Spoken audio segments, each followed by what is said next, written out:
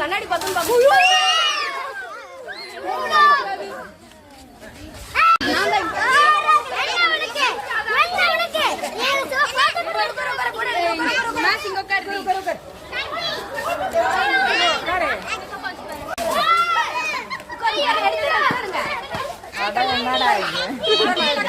பயப்படாதீங்க, சும்மா உங்களை பயன்படுத்தி